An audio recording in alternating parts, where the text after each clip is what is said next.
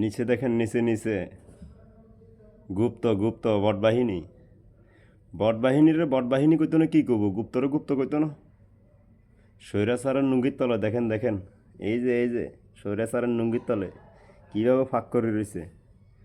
চোত মারানিরা, তোরগোর লেকাম দেন এত খারাপ হয়েছে, তোরা দেন জাতীয়ত দুশ্মন। এবং কি তোদের আসলে ইসলাম বলতে তোদের কাছে কিছুই নেই, তোরা হইলি যে এজিদের বংশ। এই বাংলার মাটির থেকে তোদেরকে মানে উচ্ছেদ করতে হবে, এই ছাড়া না।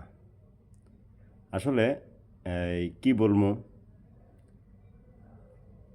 তোরা গুপ্ত, তোরা বট, আর তোদেরকে গুপ্ত বললে সমস্যা। বেহেস্তের টিকিট মানছে তোদের মুখোশ অবশ্যই জানে।